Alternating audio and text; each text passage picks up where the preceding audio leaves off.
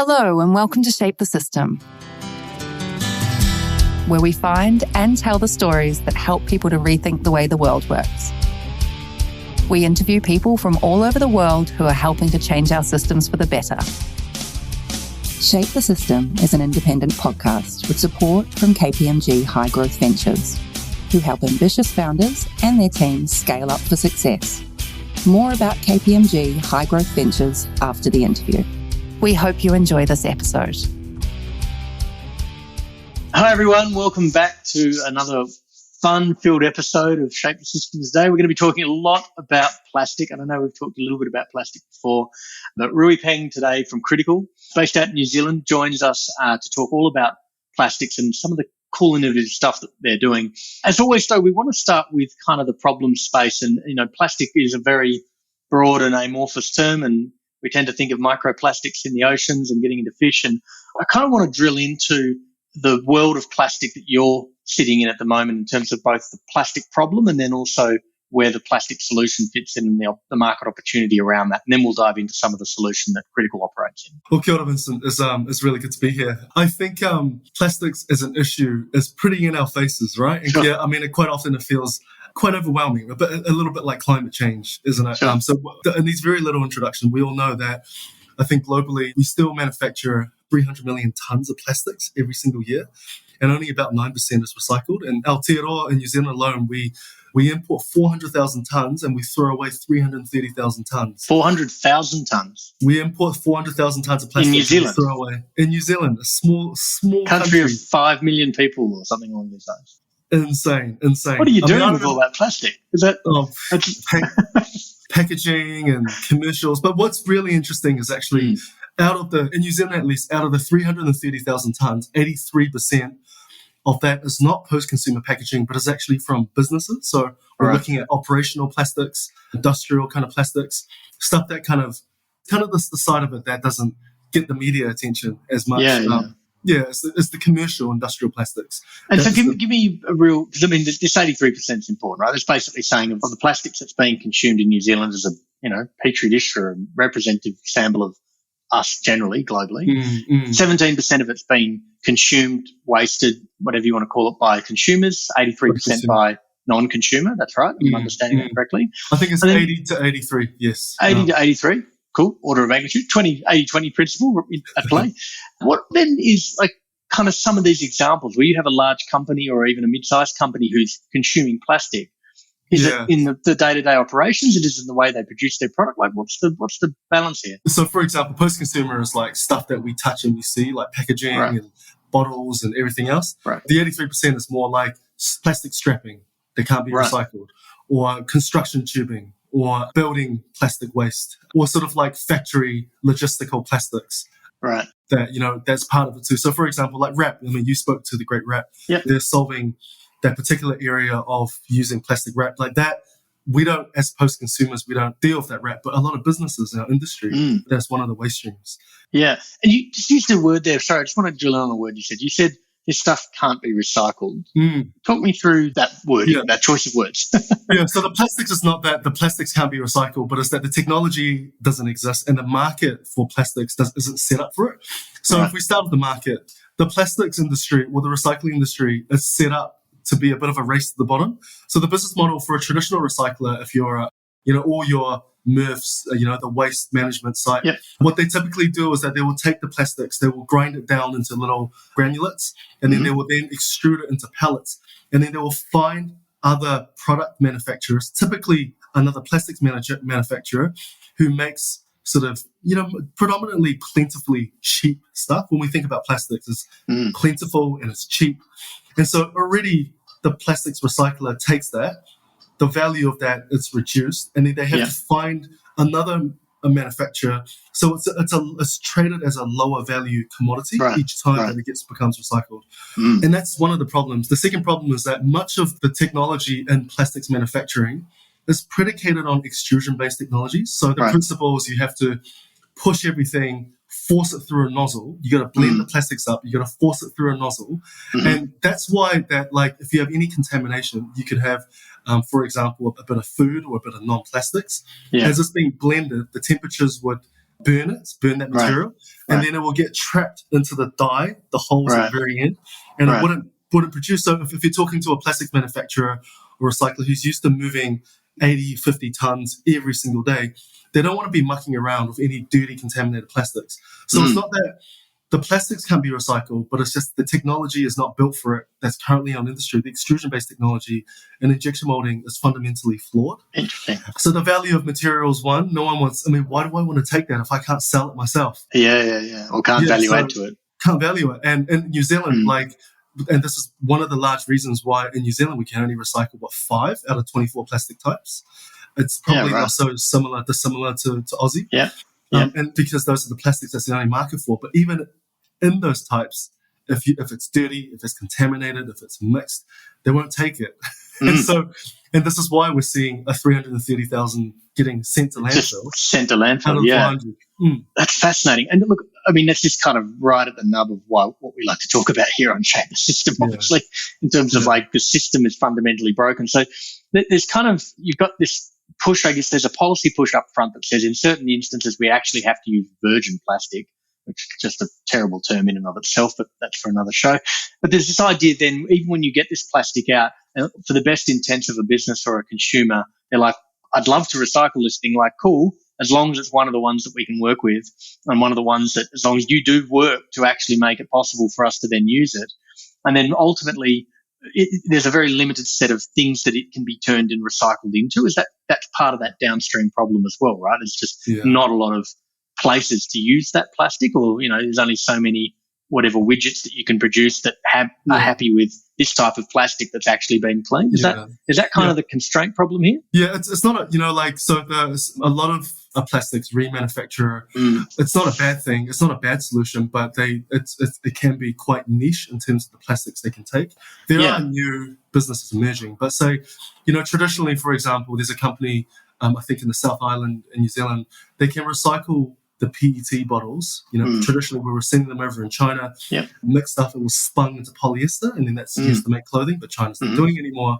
So this company can take PET and can reprocess that into new meat trays, so old meat trays into new meat trays, but they can only take clear PET, the Coke bottle. So if that bottle isn't clear, then as far as what we've heard, I could be wrong. It can't be used anymore. It can't be taken anymore. So, it's, in some ways it's good, but in other ways it's just ridiculous. Yeah.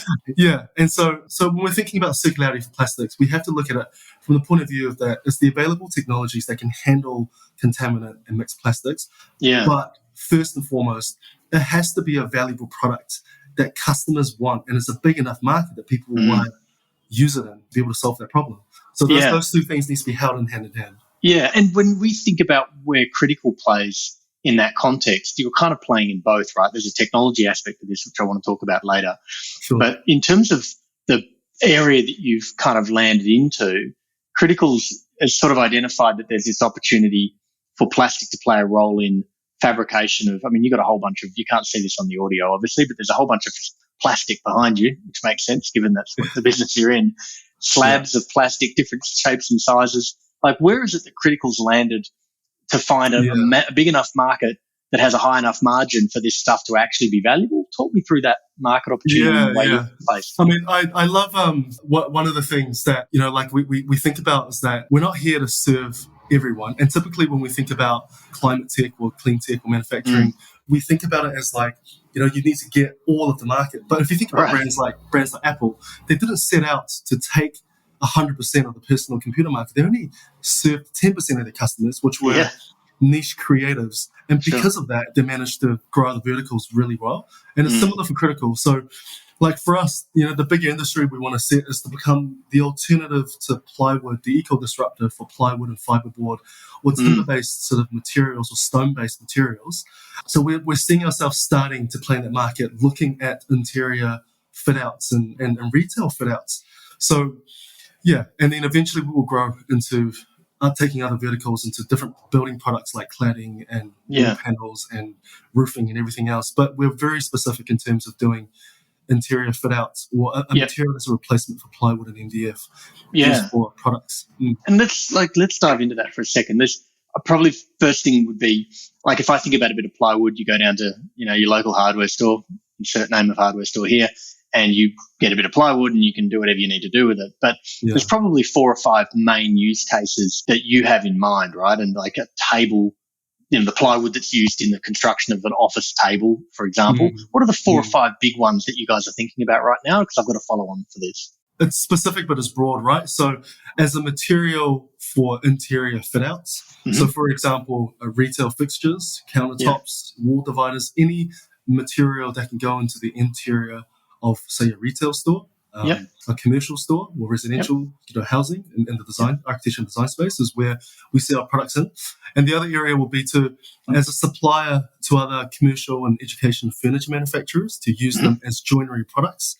We don't advertise this much ourselves, but if we can see a clear partnership towards creating a circular product. So we recently signed a 3-year deal with a freight logistics company where they create about roughly a shipping container full of mixed plastic wrap.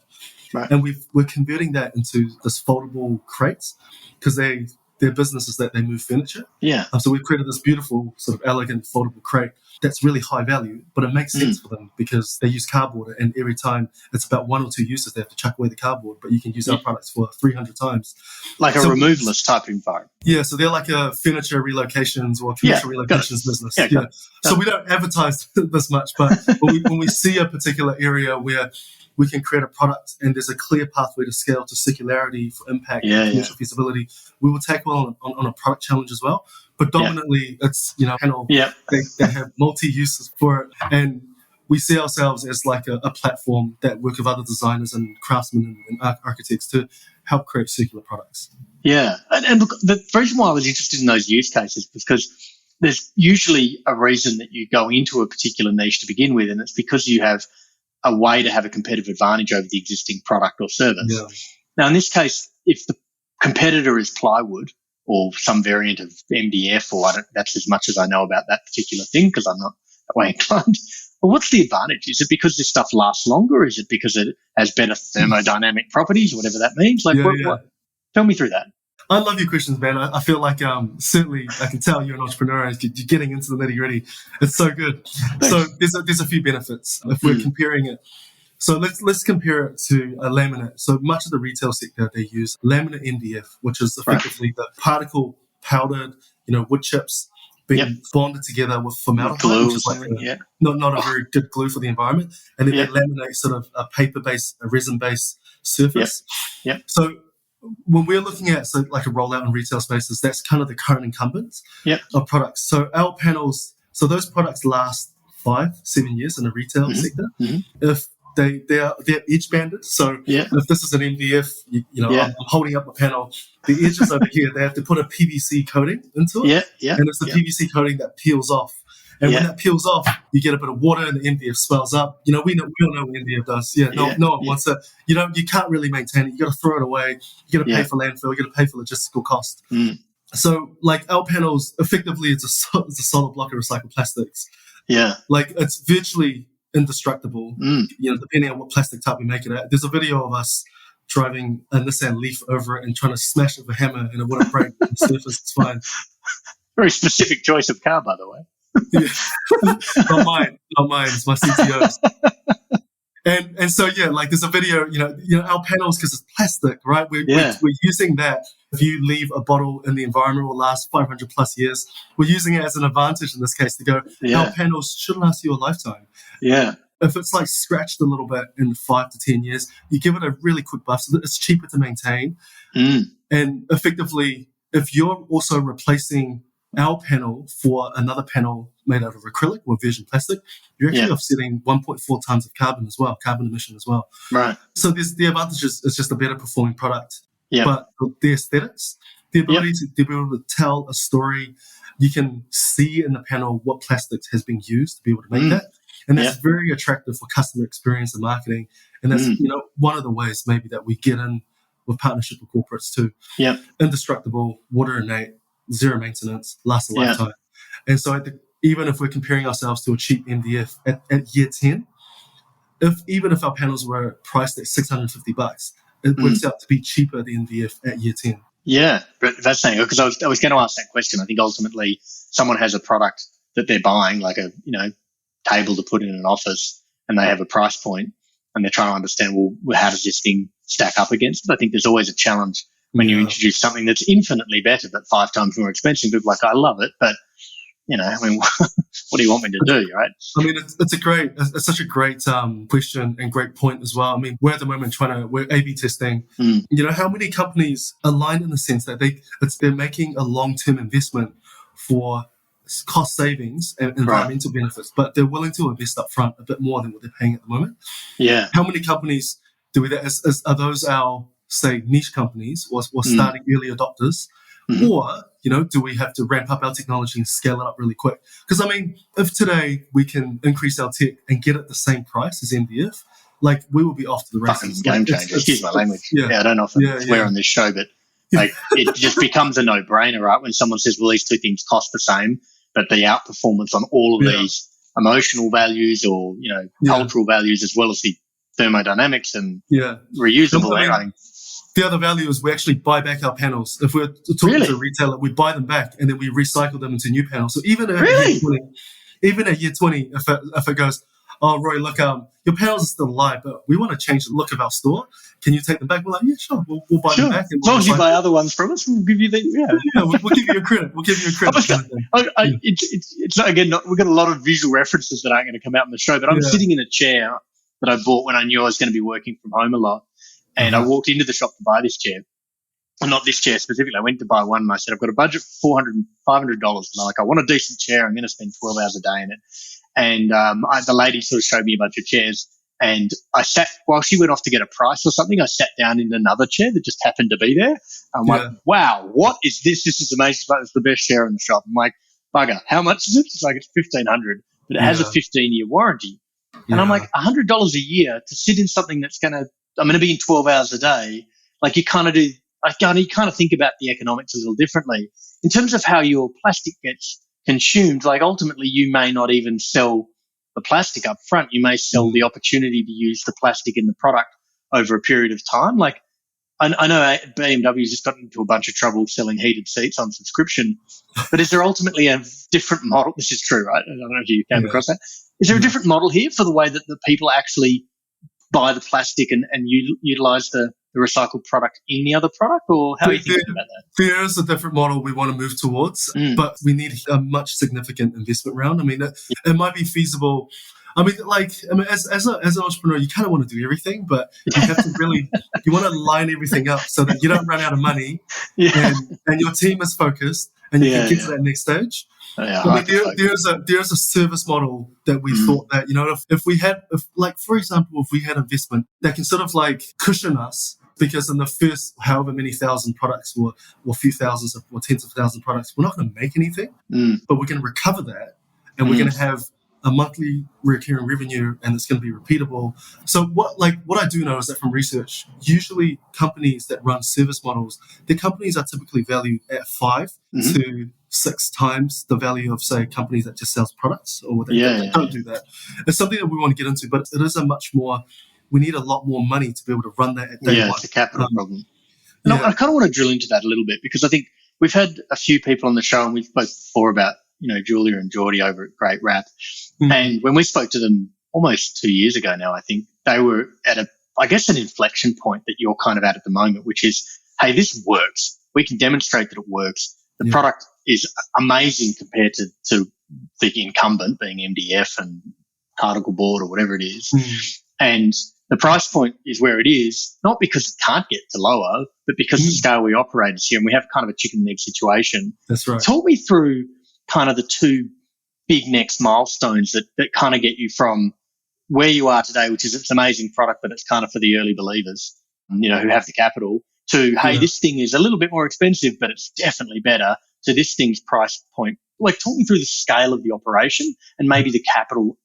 We don't normally talk about funding, but I'm interested in the level of capital required to get you through to those points. Yeah, sure thing. Yeah, happy to give you a sort of a top level. So at the moment we've built a pilot plant. The pilot plant is probably at 50% of its completed glory. But we're using our pilot plant.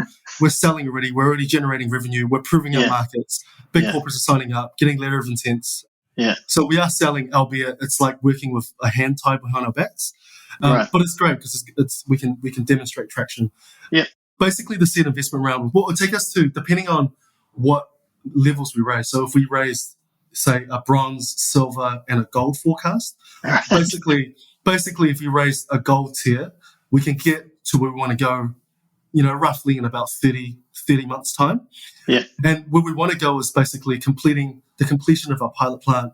We will have the procedures and the software to automate the production in itself. It will know what materials going in and how the output panel is going to look like, and it will QA that itself. Our factory should be running at that point anywhere between 330 to 650 sort of tons of product a year, generating anywhere between sort of 2 to 4 mil of revenue. Right.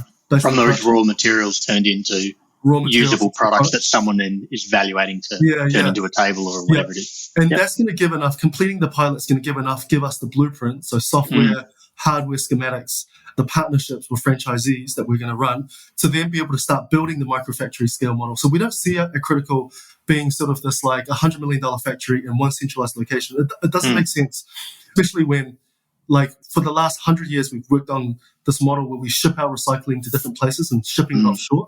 We see ourselves more as like running an army of microfactories and putting one in every city in the world, starting in New Zealand. And for example, if we had all 60 towns in New Zealand with a Critical microfactory running this, it will be roughly a $90 million investment, but it will generate $100 million of annual recurring revenue. And it will probably solve about, maybe about 10 to 20% of the plastics problem in New Zealand. Okay, so I've got a bunch of questions here, but I want to play back some of this just because a lot came out. Rough numbers. Don't quote me on the details. No. But the articulation of these numbers is important because there's a few things here that are at play. The first of these is I just want to work backwards. If you had 60 of these things in New Zealand and you said, well, hey, we're solving 8 to 10% of the problem, that's that 330,000 tonne problem or 400,000 tonne problem that you were talking about, right? So 650 tonnes per unit times 60, 3,600 tonnes against 360,000 So I think the point that I'm trying to make there is if you had to boil it down to something, and I tend to do this on the shows, it's just too much plastic for one company to solve it all. What you actually need to do, if you really work backwards from, we want the problem to go away or to be dealt with, and this is the way to solve it, you actually need for the model to scale so quickly and to be accessible, you're never going to be able to build all the factories yourself. And so if you sort of work backwards from that being the constraint or the necessity, if you like, your job between now and 30 months is to not only scale up this factory so it is profitable in its own right, sustainable in its own right, if we want to call it that. And I want to talk about the technology software aspect of that in a second because that was super interesting. But the other part of this is if you can prove that within that 30-month period, what you're also intentionally proving is, hey, we now have the blueprint, as you called it, so that we could set up the next 59 ourselves, but we could also hand the blueprint to someone in Jakarta and they could set up 70 there and we could license the entire idea to someone else. And that's kind of horizon 1, 2, and 3. Am I playing that right? Cool. All right. So I want to now understand on something you said that was quite interesting, which was this idea that a lot of what makes this thing scale and the economics get better as you scale was actually automation relating to software and understanding how this works. Talk me through the inputs and the cost profile of the thing at the moment, not in whatever detail you want, and then how that needs to change. Yeah. Well, I just want to make a quick comment before that too, is that like Critical, we see ourselves as part of an ecosystem of solutions. We need new innovations that design plastics out so that we're not putting more in our environment in the first place, right? Yeah. That said, in the environment, for the better of the last, 50 years, we've been throwing away 250 to 330,000 tons every year, and that's still somewhere, and we're going to do something about that. That's just New Zealand, though, by the way. That's just New Zealand. It's tiny, right? It's annual. It's not a one-off. It's every year. Yeah.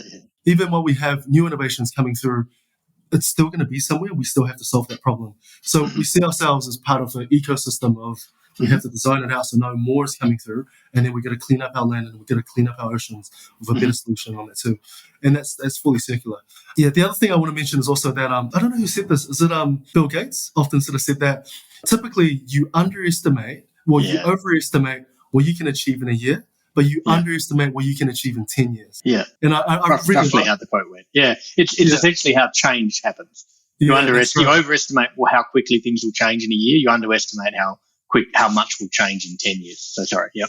Yeah, that's right. And everything has a tipping point, right? And so, Right. whether I can't crystal ball and figure out what exactly it's going to look like, but I am confident that, it's going to be a disruptor. Yeah. So you're talking about processes. So I'd probably say in terms of where we're sitting in right now, it's probably a combination of three things. One is around automation and creating better efficiencies in terms of tooling and machines, so that it's more hands-off and more, basically more plastics manufactured and reprocessed in circularity per day. Yep. That's a really important step. The second step is material science as well. Right. And they all play together at the same time. Sure. So the ability to be able to understand how materials behave at different temperatures and what sort of speeds and pressures, and what sort of additional organic materials we can add into the product that can speed up production and create better results. It's the three things all needs to come together. I guess what sits in what Critical's package is, really. Yeah, this is fascinating for me because I think, when I think about a physical product, my guess is, and tell me if I'm wrong here, is that you kind of have to make more of the physical product to understand how the temperature and the mix of things and different materials interact with each other. And there's probably some opportunity to model it in software somehow, but realistically, until you start actually extruding something or fabricating something, you really don't know. Is that a correct assumption? Yeah, so every sheet we've made, there's a data sheet for that. Right. That's going to become the insight and the data that we're going to pull into whatever the analytics framework that basically that's going to be able to do to drive the automation of the production. Yeah, the operations. And then is the second part to do with automation. Like a lot of the time when people think automation, they think, well, if we take the people out, the people are the most expensive part.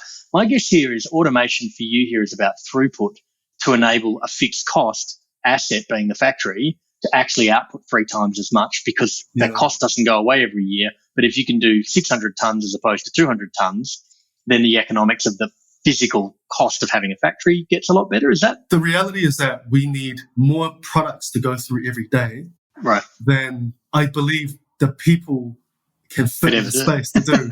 People can do. Get skinnier people. I mean, that's potentially one constraint. I mean, the other side of it is that, yes, like if we can automate the product, we can actually sell the product at a better price that we can see greater scales of that panel consider. So that's point number 2, is about the commercial feasibility of what we can price that panel at to be able to make it at a scale price. Yeah. And then the third one is, I'm a bit of a Dave Shell fan, when he talks about in one of his stand-ups, I can't remember if it was Equanimity or The Age of Spin, but he talks about jobs. And he says, like, Donald Trump was like, like fucking China's stealing all our jobs. And he's like, we don't want those fucking jobs. Like, I don't want to wake up and like see myself in mundane labor-based jobs. Like, keep those jobs. Keep those jobs. Like, if we wanted to create social impact, the kind of jobs we want to create is effectively having people living on the margins to know the capability and to train the machines and to troubleshoot and code the machines. Like, that's the kind of jobs we want to create. We don't want to create a sweatshop. That's... And so if you think about it in these 3 sort of perspectives, we want to create meaningful work for people that they're here to solve problems. We need more throughput of panels so that we can have a great pricing for products, that we can scale it. You put all the 3 together, that's what we got to do. Yeah. It's it's really interesting, and in some respects, well, not some respects, it's exciting about that is like you've a very clear understanding of where to from here. I think a lot of the time when we speak to people on the show, they see the mountain in front of them, but they perhaps are still trying to work out what's the right pathway through that mountain. And it sounds like there's a lot of clarity here. And like the blocker here, I mean, you've reduced it to, hey, capital will unlock our ability to execute this plan, but we do actually have a very clear plan and we know the levers to pull, and we have full faith in the fact that if we pull those levers, given enough time, which is what the capital's for, we will solve those problems. And once we solve the scale problem, we solve the price problem, and macroeconomics 101 tells us people will buy more of the stuff if it's a cheaper price point.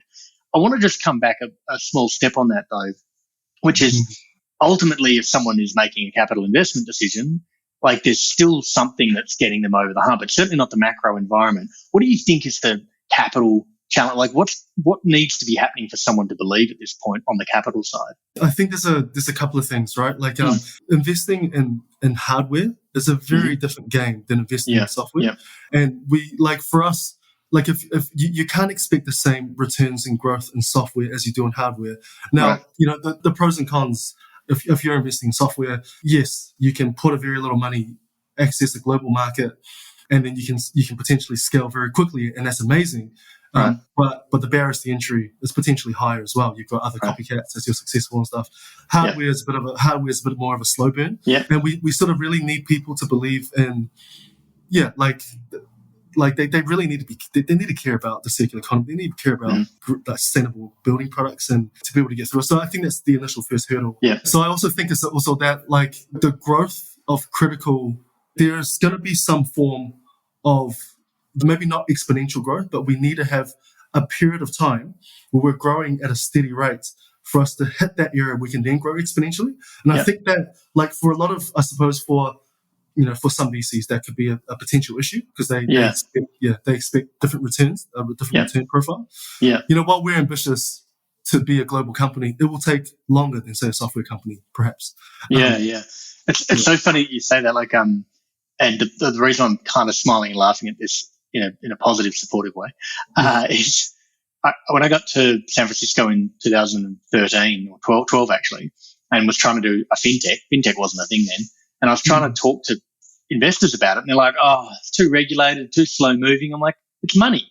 It's like one of the biggest markets in the world. Like it was bigger than tech at the time, financial services." And they couldn't get anyone interested because they're like, "It takes too long to generate returns." I'm like, "That's the whole reason the opportunity exists, is because these markets are so big and so slow moving that when you do get them right, you get them very, very right. Yeah. And then the tipping point that you get with these." This seems like there's a lot of parallels here. And so if I kind of wrap that back up, like trying to find values aligned and patient capital is probably the thing here for you guys. Exactly. And my guess is that capital is not going to be geographically bound. They're going to be actively looking for something in any global context because they're like, whether the factory's in Auckland or the factory's in Austria, kind of doesn't matter, right? It's plastics, and the material science doesn't care where it's being run. That's super, super interesting. And I think, the right challenge to be solving. I think, you're right. These hardware-based paradigms, present challenges, but they are far more defensible businesses. If you nail the price point of that product, you're going to have buyers for it, and the barriers to entry for someone else to do it are not easy to copy. Sorry. I mean, we already have buyers for it, and it's just about how many more buyers can we have? Right. Exactly. And how do we shorten? How do we shorten with big businesses like the time it takes to close the sale? Like it's not that. It's just about. I mean, we're pretty confident is that there is a market. People are already buying it. Sure. They're already buying into the model of buyback scheme, and we're talking with New Zealand's largest retailer, and we have an MOU with them looking at opportunities together where we can swap that out with a circular solution for all their stores. Because in retail, so if you, for example, if you're a fashion brand and you're in Westfield, for example, right? You have Westfield over in Aussie. Yeah. Westfield, yeah. So if you're a retail brand and you're in Westfield over in Aussie, you are under contract to refit your store every 5 to 7 years. Really? Ridiculous. You have to take to make it look nice again. Based on what we heard, it's fast fashion in that place. And so all of that building material, whatever material they used to went in, all just gets scrapped as far as we know. Wow. And so it's a great, for us, right? Like it's a great value proposition to solve because we can achieve full circularity of our materials. And there's minimum, impact on the environment if everything you do for that retail store is made out of, say, critical panels. Yeah. Because we, and it's, it can solve a problem.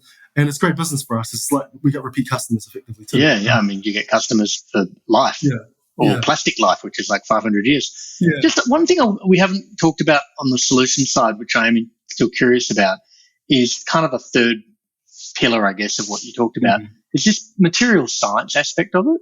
Like when we spoke to Julia and Geordie about Great Wrap, it was clear that they had to go and rethink the science, and that they were, they'd come out of the vineyard space. They weren't, material science or the chemical engineer, whatever the right word was for them. Yeah. Like what's happening in that for you guys? Like, are you actually having to get people on staff who have a knowledge of plastics and how's that even working? So when we've tried hiring people who are sort of perceived experts in the plastic sector, right? A lot of those guys like they were helpful to an extent, but most of the time they were quite tough to work with because they were like, oh, no, it can't be done. Can't be done. Can't do that. Like, well, I've been doing this for 50 years. There's no way you're going to do this. Like, no, it can't be done. And it's really annoying. So we had to almost find the young and the hungry in that space. Yeah. And we have a technical advisory board of people who might have a bit of experience, but a bit more liberal, advising this. It's called the curse of expertise. When you're such an expert in a field for so long, you don't innovate anymore. You kind of go, these are the constraints. I am the shit, and nothing else can be done. And so when you look at like disruptors in the past of industries, none of them come from that area of expertise. They've come out of the industry, right?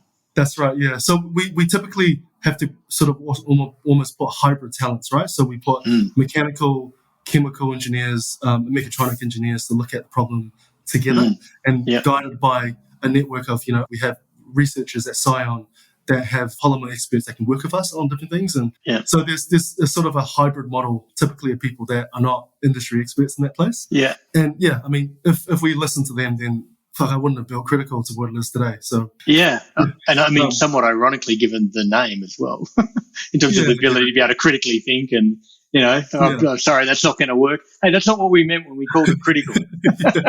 I think there's something really sweet about naivety. Yeah, and I think in Zen Buddhism they call it the beginner's mind, having that kind of naive or fresh approach to every problem that you solve. And that attitude is equally important to us than the degree or the experts and the experience that they have. Yeah, it's a balance, right?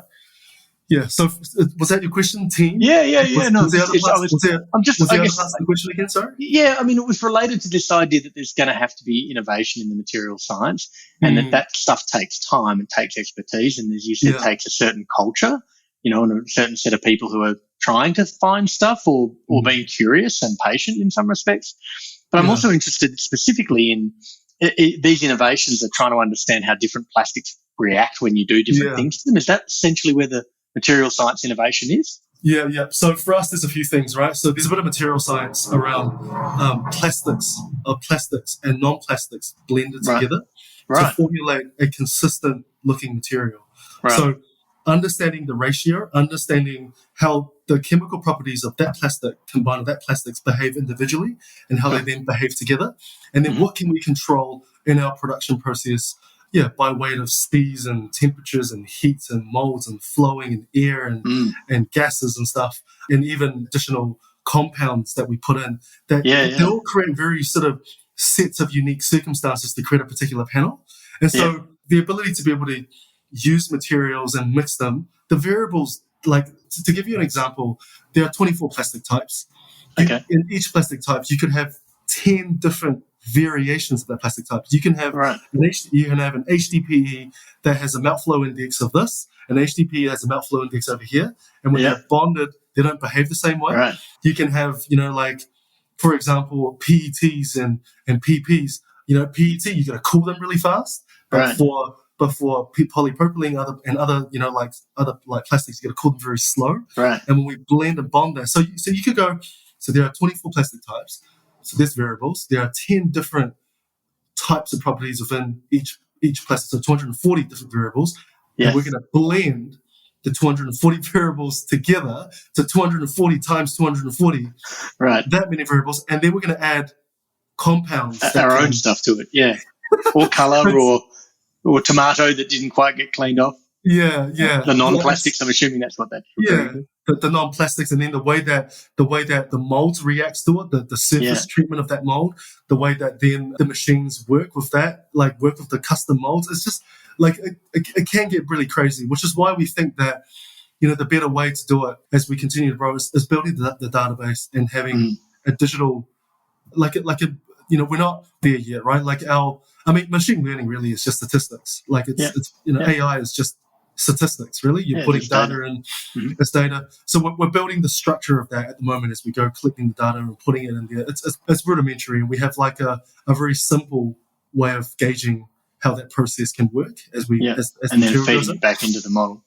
It's interesting. So it's actually, this is why you use the word software up front. It is an interplay of a software-based approach to understand the material properties of all these different variables, and then an observation of what those things are doing. It sounded to me as well, if you've got that much variation in the inputs, a big part of this is actually building capability, software, AI, video, to work out, if someone just sent us a bunch of stuff, what the hell's in this? We need to work that out and sort it. And as part of it's even just dealing with the inputs, right? Definitely. And I think eventually we could branch off in that space. At the moment, we're finding that the hardware, the software, the materials, like the machines, the molds, the materials, the process, the procedure, and whatever data we're collecting, they're all quite specific. They all have to work together. So so almost like the software is kind of void if you don't have the tooling and the machines and the specific process to make it work. So that it's kind of like, like at the moment everything kind of just needs to be end to end, and which is why initially we were thinking, well, do we microfactory it out and franchise that so that it's, we can take care of the tech as we franchise, and we let franchisees do what they do best, which is just to create great products and sell the products, and everything else doing that way too. Yeah, I think that'll present itself too. I think eventually if you can show this working in a sample size of one and you've instrumented the hell out of the whole thing, you then work out what's the right thing. Is it to do with McDonald's and to own some of the stores and then to allow other people to franchise them? Is it to, partner with capital providers or councils and let councils operate them themselves? I think that stuff, that part of the model will become apparent once. Yeah, we do have a clear model on that, Vincent. So I know you were going to talk about this eventually, but so for us, like we're a Māori business, we're an Indigenous business, and we're driven really by two values. The first value is kaitiakitanga, which is the care for our land. So in Te Ao Māori, in a Māori worldview, there's a view that everything has a mauri. The mauri is the word for, in the lack of a better description, like a life force. There's a worldview that there's a life force that exists between you and I, but also between us and the elements, the land, that rock, that tree, that field, that place that we grew up. Everything has a mauri. And so we depend on our natural environment, and our ancestors depend on our natural environment that put us here today. And so because of that, like our work is about how in the decisions we make as critical, we call uplift that mauri. Because of that, through mauri, we have kinship ties to that land. And if the health and well-being of that land or that river is hurting, our health and well-being is hurting too. Yeah. And you don't need to be Māori or to understand that, right? Like everyone understands that. We have a kinship tie to our land. And so in all decisions that we make, we need to make that primarily focused on how do we uplift that mauri or look after our land.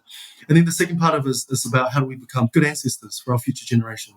And a big part of that value in Māori we call manaakitanga, which is it's sort of the care for people, hospitality, and the way we care for people. And so we started Critical because we want to care for the land, but we also want to care for people. And we want to create meaningful work opportunities for people. And so one of the way that we're thinking about our franchise model, we call sort of the Indigenous First framework. So in New Zealand, there are different iwi, or Māori tribal authorities, who have land, who have people, and who have capital. And we would want to, and a lot of the Māori, sort of the iwi tribal authorities, operate in such a way where they have a commercial wing and they have a charitable wing.